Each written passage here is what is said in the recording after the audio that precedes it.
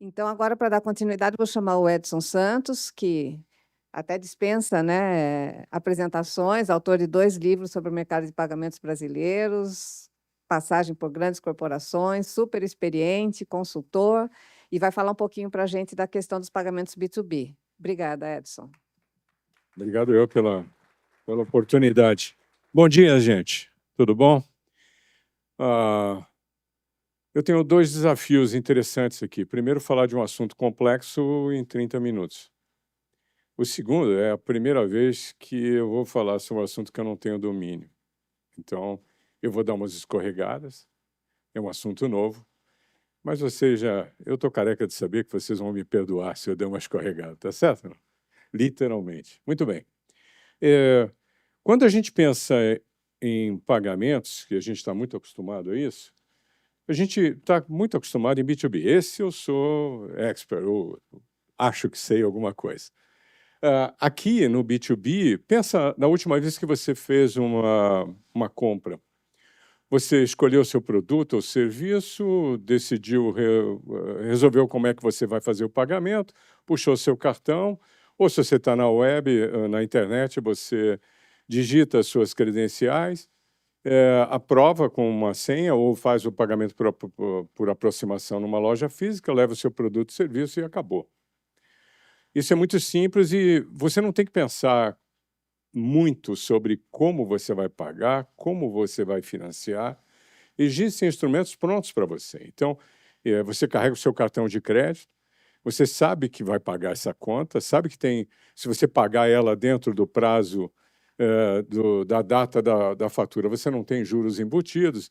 Então, você não tem que pensar muito, é muito rápido, muito simples. Essa é uma coisa. A outra é que no momento em que você faz o pagamento, se encerra a transação. Não há o que fazer depois. Você pode conferir sua fatura, o lojista tem que fazer uma conciliação, mas basicamente termina a transação aqui. O B2B é diferente. O B2B, antes de qualquer coisa, tem uma negociação de prazo, tem negociação de especificação, tem uma aprovação interna, tem a emissão de um pedido, tem uma ordem de compra. Eu vou falar disso algumas vezes, mas o crédito é a espinha dorsal no negócio de pagamento no B2B. Então, vai ter um boleto que vai vencer em 30, 60, 90 dias. E depois disso, você tem que fazer uma reconciliação, você tem que avaliar o custo do crédito e o risco do que você está fazendo. Então, é disso que a gente vai conversar um pouquinho e entender quais são as oportunidades, porque não é só vir aqui e contar para vocês quais são os problemas. É um baita problema para ser resolvido, mas é uma baita oportunidade. Então, se eu sair daqui com vocês tendo alguns insights sobre como atuar em pagamentos em B2B e esquecer um pouquinho o modelo que a gente está acostumado, porque eu já vi as bandeiras falarem muito sobre B2B, mas sempre com o mesmo conceito. Entrega um cartão. Entrega um cartão. Quem precisa do produto não é quem tem autoridade de comprar. Quem compra não sabe o que está comprando, porque tem uma especificação. Então, não funciona dessa forma. Funciona nas despesas de consumo, como viagem, combustível e essas coisas que vocês conhecem. Mas no B2B, essencialmente, não. Muito bem. No B2B, a gente enxerga basicamente duas camadas. Eu te mando a apresentação depois, Bonerja, não precisa fotografar, não. Aliás, está disponível. O pessoal distribui para vocês, tá? Fotografar, depois organizar isso, é um pé no saco. Eu já fazia isso antes. Aprendi contigo, aliás. Muito bem. No B2B, enquanto no B2C o pagamento encerra o ciclo, no B2B o pagamento é um pedacinho e ele não se encerra nele, né? Então, nós temos uma camada que é muito importante, que é o crédito comercial. Então, cada transação ela carrega uma relação de financiamento importante. Então, perceba, quando um distribuidor entrega um produto para um lojista e dá a ele 45 dias de prazo, ele está financiando este lojista. E ao financiar esse lojista, ele está assumindo riscos, ele está assumindo ele tem uma invisibilidade, uma previsibilidade, mas não uma certeza de que vai receber naquela data, pode haver atraso e tudo mais. Isso influencia toda a sua análise de capital de giro. Ele tem que equilibrar o contas a receber com contas a pagar. Uma empresa que não tem um equilíbrio disso, você sabe o que acontece quando não se tem liquidez. Você quebra. O outro, e essa é uma parte visível da negociação, de uma transação no B2B que envolve pagamento. A outra é um fluxo operacional. O comprador tem um ERP, o vendedor tem outro ERP, tem sistemas de aprovação diferentes. Empresas grandes são sofisticadas, elas têm plataformas em que o fornecedor faz todo o seu registro, todo mundo aqui já fez isso, registrar a sua empresa na plataforma, para depois você poder transacionar com aquela empresa de maneira mais adequada. Mas as empresas de porte menor, não têm essa facilidade, mas a dor continua sendo a mesma. A nota fiscal tem que ser conferida, ela pode estar errada, ela pode ter correções, não é simplesmente pegar a nota e ir embora, você tem que conferir, tem que registrar. A conciliação bancária, cada etapa pode envolver sistemas diferentes e, evidentemente, pessoas diferentes. Pensa numa empresa. O cara que cuida da nota não entende o produto que está descrito nela. O sujeito que vai fazer o pagamento ou que vai fazer o boleto também não entende tudo o que aconteceu antes. Mas todo o processo tem que ser conferido adequadamente. Então, vários sistemas e várias pessoas em diferentes silos têm que produzir um efeito para que o pagamento ocorra. E isso gera riscos, problemas de governança. Eu estou pagando por uma mercadoria que entrou, de fato, ela entrou na especificação combinada. Tem uma série de questões envolvidas. E isso gera uma camada de dor impressionante. Então, quando você pega a jornada do pedido até o pagamento e depois a conciliação, o pagamento está aqui. Quem olhar só para pagamento no B2B não vai achar negócio de jeito nenhum. É muito difícil de achar. Mas se você pensar que cada dor, em cada pedaço desse processo, cada dor ela vai destruindo a margem, um pedido que demorou para ser aprovado, um pedido de crédito que demorou para ser aprovado, a falta de opções de crédito, isso tudo pode afetar a vida de qualquer um na cadeia de valor, desde o fabricante até o distribuidor, até o varejista. Então, o que falta aqui?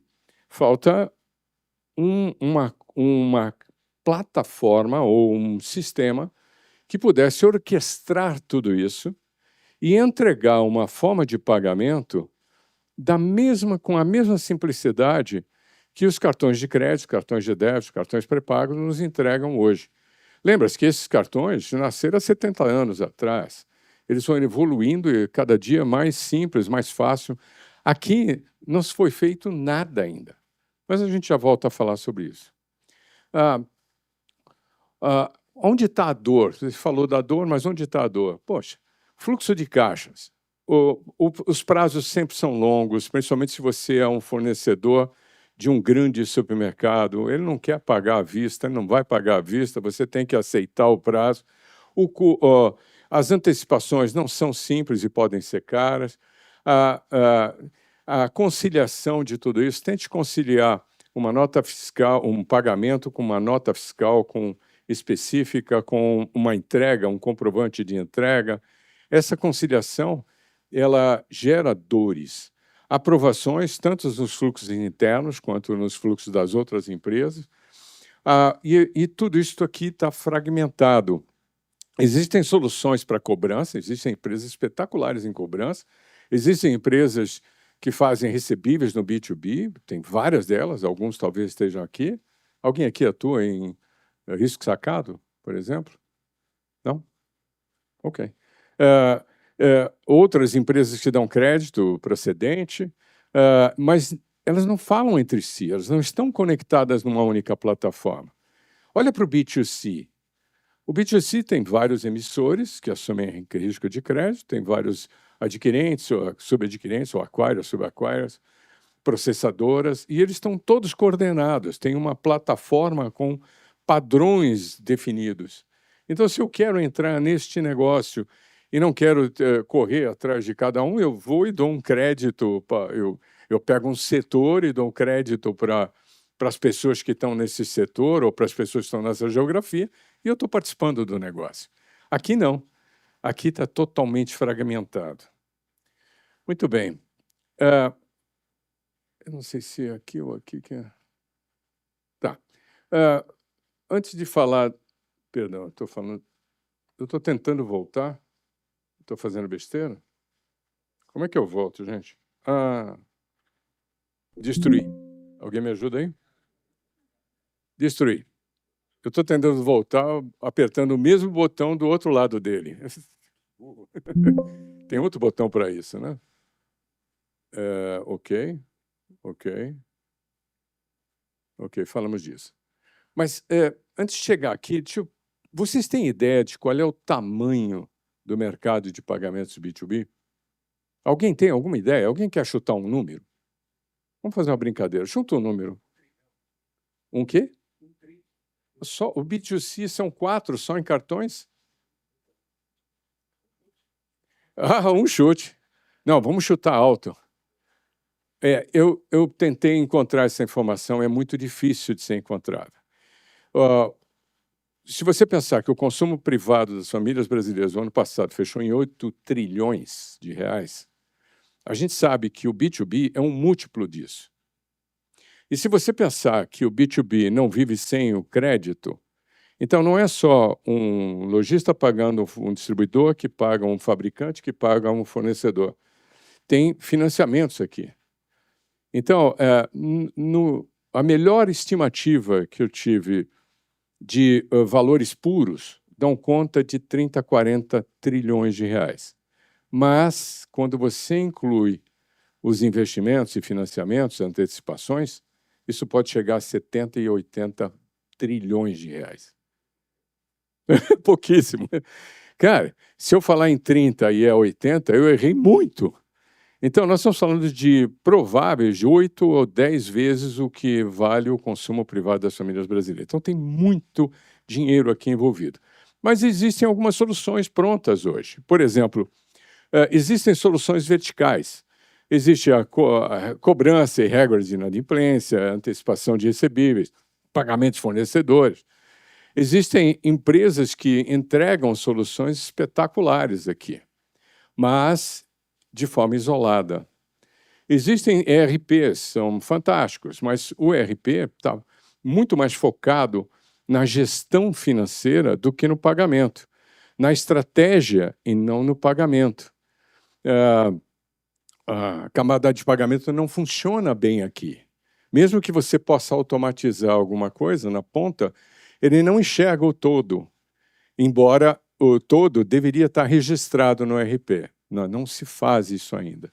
Os bancos ofertam produtos e experiências muito importantes para o setor e provavelmente são os que mais ganham valor e entregam valor e ganham muito dinheiro com isso. Mas não tem uma integração. O que falta, na nossa visão, nos estudos que eu tenho feito, é uma arquitetura que conecte tudo isso. Então, se eu levo isso para uma experiência... perdão. Eu estou fazendo besteira de novo. Não, vamos lá.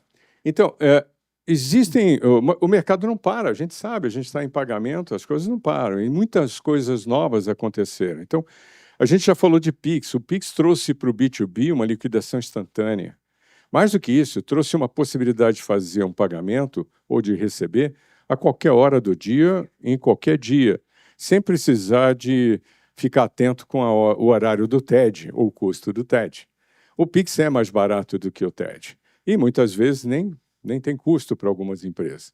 O Open Finance tem a promessa, ainda não é uma realidade no mundo do B2B, mas tem uma promessa de você poder trabalhar com dados e ofertar dados, utilizar dados, e esses dados poder contribuir para melhorar o crédito daquele que está tomando o crédito ou que está financiando. O Pix automático pode resolver parte dos problemas. Então, se eu contrato serviços que se eu pago de maneira recorrente, eu posso automatizar esse pagamento e posso fazê-lo de uma maneira bem inteligente. O stablecoin, não vou repetir o que o Gilberto já disse, se a empresa atua com o mercado internacional, tanto vendendo ou comprando, stablecoin pode facilitar muito a vida de quem paga ou não. Eu sempre acho que tem que pagar o IOF, tá? Eu não sou contra. Então, eu aceito a ideia, porque é uma transação normal. Inteligência artificial, nem preciso lhe dizer, tem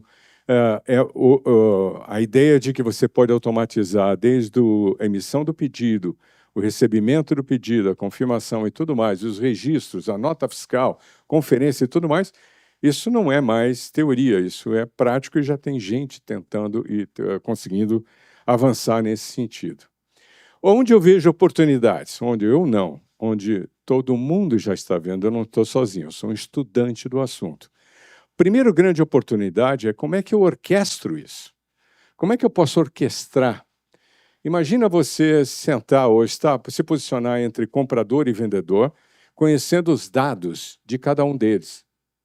Deixa eu voltar aqui, eu não sei quem já trabalhou em B2B aqui, eu trabalhei mais da metade da minha vida profissional em B2B. Eu estou em pagamento só há 26 anos, mas o restante eu estava em B2B. Quando eu vou vender para um cliente, eu tinha que fazer análise de crédito, eu analisava o comportamento dele. É um bom pagador? Pagou direitinho? Paga.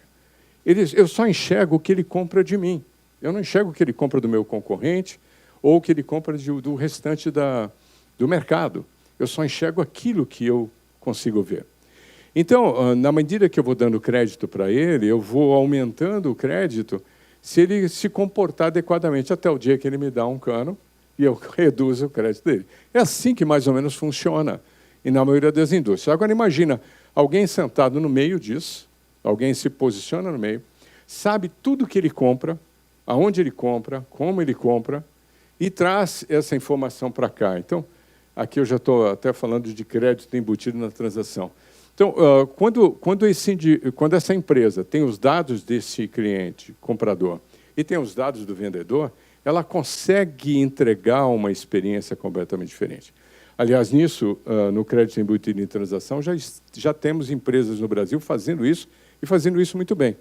Uma delas, não sei se o pessoal está aqui, o pessoal da Results. Não está aqui, né? Não. A gente já tem um painel, depois mudou e tal, não vieram. Muito bem. A capilaridade. Apesar de que a orquestração, as empresas grandes, elas conseguem resolver parte do problema utilizando diversos sistemas, as pequenas empresas têm as mesmas dores, mas não têm o mesmo recurso. Então, aqui tem uma oportunidade enorme. Se você pensar em construir uma solução de pagamento que inclua todas essas dores e atenda o pequeno e médio, você tem um mercado absurdamente grande e enorme para trabalhar. Já falei de crédito embutido na transação. Na medida em que eu uso o Open Finance e consigo orquestrar isso, eu tenho uma solução espetacular. E agente e-commerce no B2B, nem preciso dizer isso, vocês já entendem que é possível. Então, tem 4 áreas de oportunidade. Mas todas essas 4 áreas de oportunidade, na nossa visão, ela envolve o que eu chamei de arquitetura. Mas poderíamos... veja, tem a camada de pagamento, tem a gestão e aprovação, tem crédito e financiamento, tem dados e inteligência, tem até algumas experiências interessantes, mas não tem uma coordenação, uma orquestração dessas informações todas juntas. E é aqui que tem a oportunidade. Não sei se isso ficou extremamente claro para vocês, onde está a dor. Como eu disse, o tempo é muito pequeno para discutir, mas aqui fica uma pergunta para essa turma aqui. Se isso te inspirou, a pergunta é quem é o próximo? Quem é que vai preencher esse espaço? Tem um espaço enorme para ser preenchido. Eu visualizo possibilidades de pegar uma cadeia de suprimento específica, trabalhar essa cadeia de ponta a ponta, criar o que a gente tem hoje no mercado de meios de pagamento, tanto nos cartões quanto no Pix, eu chamo de 5 camadas. Você tem infraestrutura, que é uma forma de capturar, uma forma de pagar. Você tem plataforma, que é a regra de como essas coisas funcionam. A plataforma são as regras, por exemplo, quem cria a plataforma e cuida da plataforma em cartões são as bandeiras, Mastercard, Visa, Elo. No Pix, é o Banco Central. Em cima dessa plataforma, você tem produtos, cartão de crédito, cartão de débito, ou Pix do outro lado, Pix, no futuro Pix parcelado, Pix automático, assim por diante. E, ao lado, você tem serviços, como reconciliação e tudo mais. E, em cima disso, você tem uma experiência. Essas 5 camadas que eu enxergo no meio de pagamento precisa ser repensada. Ela existe como camada, mas elas isoladamente resolvem um problema, mas não resolvem o problema como um todo. Era isso que eu queria trazer para vocês, e eu, pela plaquinha, eu tenho 5 minutos para responder alguma pergunta, se você tiver, e se eu puder responder.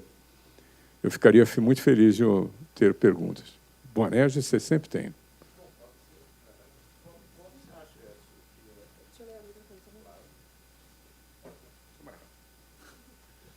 Parabéns pela apresentação e por nos estimular a pensar fora da caixa.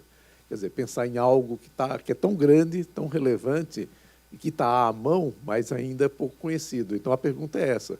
Qual o maior desafio, do ponto de vista de mindset, para quem está há muito tempo no mundo B2C, de pensar e de ousar entrar e se posicionar no mundo B2B?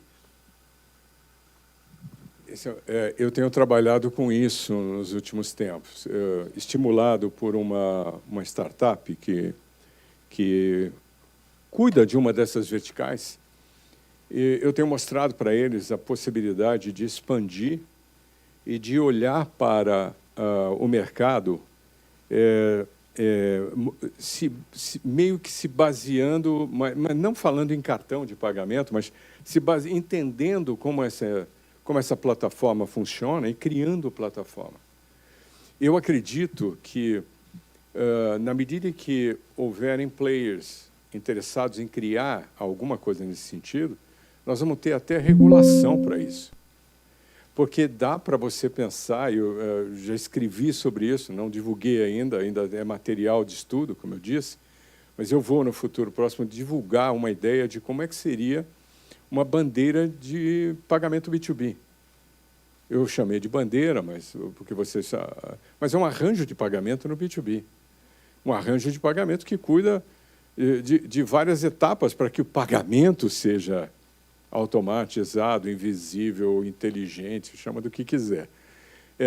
E eu acho que talvez tenha faltado eu dizer aqui que não é que não é que esse é um problema, é um problema.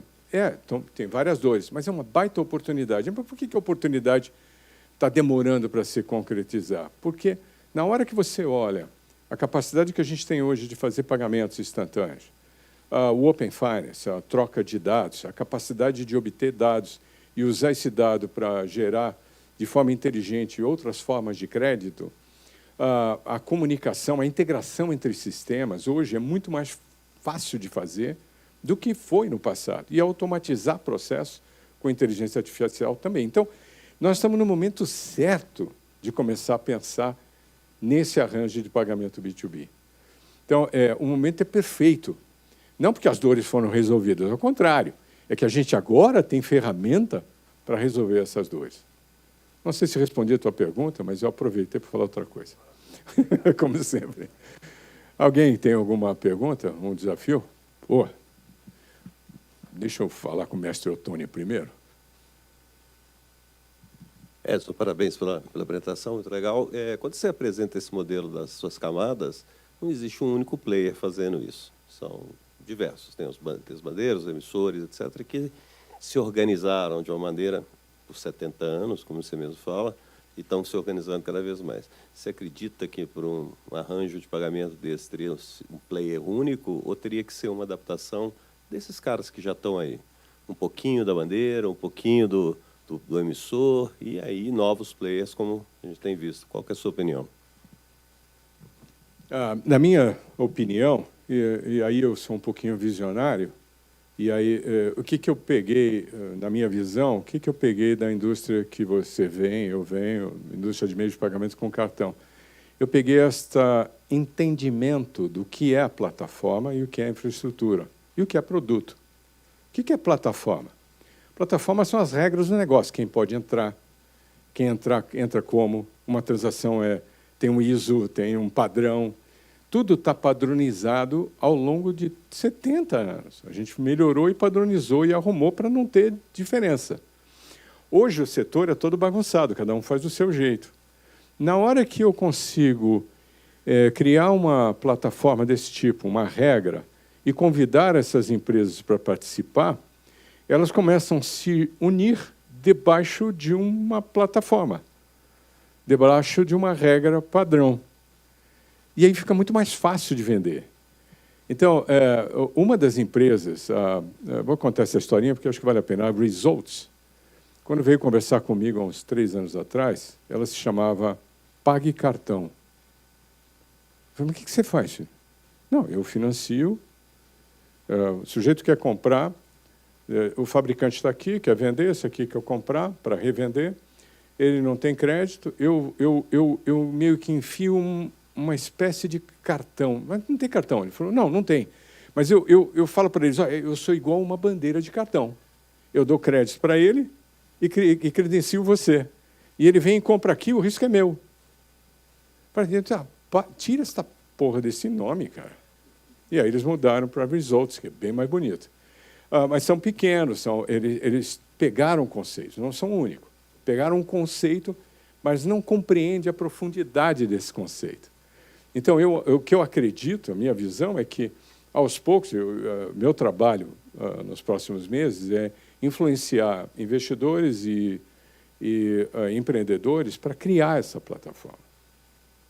Criar essa visão, mesmo que seja pequena, talvez não resolva todos os problemas de uma vez só. Talvez tenha que começar com um pedaço da chegada do pedido ao pagamento, não sei, escolher, ou escolher não uma região, eu não iria por região, mas uma cadeia de valor, uma cadeia de suprimento específica, que é muito mais fácil você padronizar, né? E depois expandir para outras. Não sei se respondi a tua pergunta. Então, minha pergunta seria mais no sentido de esse universo gigante dos 80 TRI que tu estima, é característico de PMEs, né, na sua grande maioria, né? Tu diria que é mais difícil o convencimento destas pequenas e médias empresas para aderir à plataforma, porque as grandes organizações, por teoria, já têm o contrato que relaciona as partes, o meio de pagamento ou a troca de dados parece uma coisa natural. Mas as PMEs eu vejo com desconfiança a adesão deles. Como você percebe? Não tem coisa mais fácil do que você mostrar uma solução para alguém que está com dor. Eu tenho um remedinho aqui que resolve, uma pílula que resolve a sua dor. Você experimentou uma vez, acabou. Então, eu não acredito que seja uma questão de tamanho. O grande pode ter mais complexidade para entendimento da dor, porque você tem que juntar 10 caras para explicar a dor como um todo. Quando você faz negócio com enterprise, você sabe que leva 1 ano, alguma coisa assim. Mas quando uma empresa grande vê uma solução que pode ser muito mais simples, muito mais barata, cara, está todo mundo atrás de melhorar a margem. Então, na hora que você resolve uma dor ou promete resolver uma dor, resolve a dor, não importa se é grande ou pequeno, acho que todo mundo embarca. Tem uma questão de confiança? Tem. Os cartões tiveram que conquistar a confiança. O lojista acreditar, o primeiro lojista do Diners, que era um restaurante em Manhattan, ele teve que acreditar que aquela assinatura num papel e um cartãozinho de papelão era suficiente para ele receber depois, pagando uma taxa de 7% de desconto. Mas depois que ele viu acontecer, né, aí você vai criando. Eu acho que a confiança é parte do processo, por isso que a plataforma tem que ser padronizada, todo mundo tem que saber qual é o papel de cada um, claríssimo. Tem que ter uma organização, não é todo mundo que entra, as bandeiras são assim, nem é todo mundo que entra como emissor. Tem que mostrar o que quer fazer. Não é todo mundo que consegue uma licença no Banco Central para ser um acquirer, você tem que mostrar por quê, você tem competência para isso, né? Da mesma forma, a ideia é essa. E acho que a confiança vem a partir desta padronização. Estourei meu tempo todo. Tempo esgotado. Eu falei antes de você. Muito obrigado por vocês me ouvirem, obrigado pelas perguntas e nos vemos no B2B.